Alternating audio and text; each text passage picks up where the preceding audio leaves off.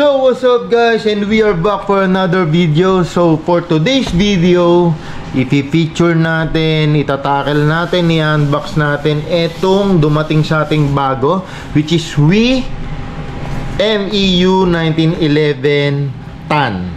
So Tan, Dark Earth. So brown.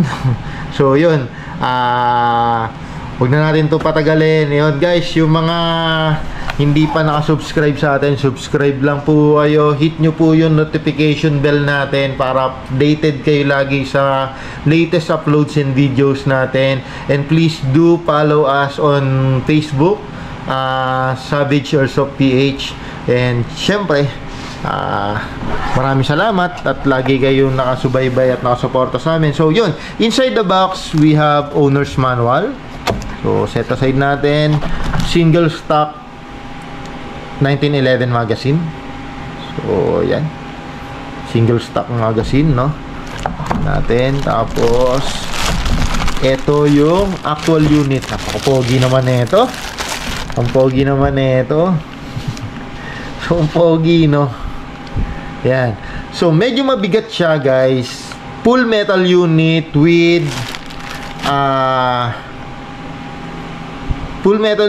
rubberized coating for grips. Yan. Sobrang soft ng kanyang grip, no. Yan. Sobrang soft. With markings. Siyempre, WE technology. .45 ACP markings. Siyempre. And siyempre, meron front and rear sight, no. Yan, no. Napakaganda. And siyempre, astig nung kanyang custom trigger, no. Ayan, no. So yan guys, yung design na yan, actually hindi siya design, yung Grove na yan, yung dalawa na yan sa harap at saka sa likod. So ginagamit siya for, yun yung indication na pwede mo siyang i-grip para magkasano. So yun.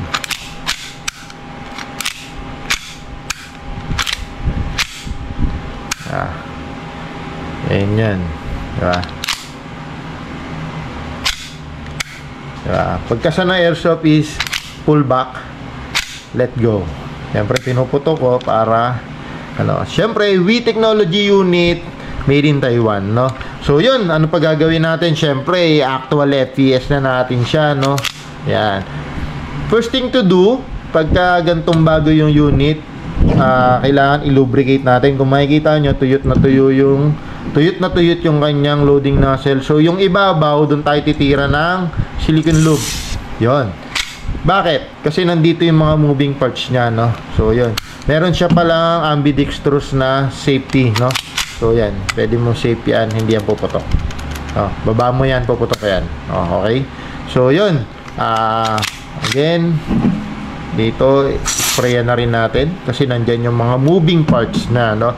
Siyempre nakita natin yung hammer nakababa, naka-engage. Siyempre lagi natin yan sa safe, no.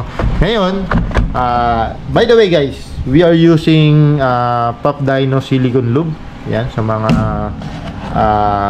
pang spray natin. Sa magazine, 3 point yung ini-sprayan. Kung makikita nyo yung gas route nya, tuyot na tuyot. Yung kanyang outer outlet, no, ano ba to? Outer bulb. Yan, outlet bulb, inlet bulb, no. So yun, yan na natin to, sprayan natin. Yan, kailangan lagi yung basa. Yun. So unti-unti lang naman. Yan. Ngayon, ready na siya. Hindi siya gaya ng ordinaryong pellet gun na dito nilalagyan ng BBs. So ito medyo tricky. You need to pull down. You need to pull this down. Pagka na-pull down mo yan hanggang dito, so itong bilog na to, dito tayo maglalagay ng nguso ng BB loader, and dyan dadaan yung BBs natin papasok. By the way guys, this is single stock. So konti lang yung laman nito, no. Pero isa sa mabigat na unit o FPS tong FPS outcome tong 1911. Medyo talagang solid yung kanyang compression, no. So yun, gawin na natin yon. Pull down natin, make sure na hindi natin mabibitawan. Why? Pwede kasing ma-damage itong maglip, no, pagka bumitaw yan dyan. So gawin natin, Yan, alalayan lang natin ulit bumaba. Tapos, pwedeng itong kuko natin sa lalaki ang ipambaba natin kasi kailangan nating ma-fill ng BBs itong butas na to, no? We are using 2.0 o 0.2 BBs and BB loader para medyo mabilis yung ating paglagay, no? Yan. So, yan. Single stock lang to. So, saktuan lang natin yung lagay, no? Medyo naparami na. Yan, naparami na tayo. So, yan. Saktuan lang natin. Single stock. Ngayon, pagkabalik nung lever, alalayan lang. Kasi once na pumitik yan, talagang grabe. Pwedeng masira yan, no? So, lahat guys ng BBs na nagamit na o nalaglag or ano, bawal na nating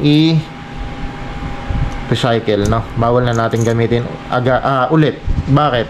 Kasi pwedeng ma-damage yung ating chamber. So, yun.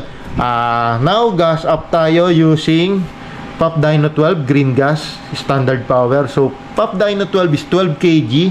Merong mga 14 kg, mas malalakas ang FPS output nun, pero hindi natin sinasuggest yun kasi konti lang naman yung difference sa FPS, pero mas mabilis yung wear and tear nun. So mas mabilis masira yung mga parts doon, no?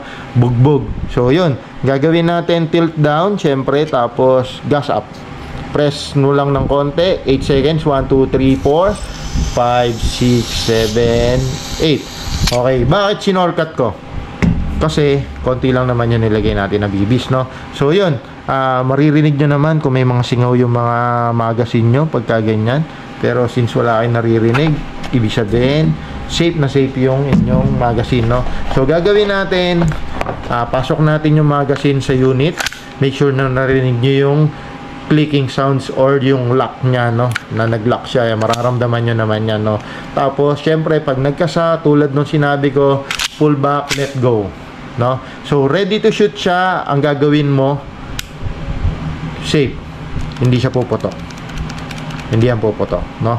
So pagka in-unsafe mo yan, doon puputok na siya. Always put your trigger finger out pag hindi ka pa ready mag-shoot, and always put the safe lever switch, no? Pagka hindi ka pa ready. So gagawin natin, syempre kasama ko kayo doon sa kuryentahan, no?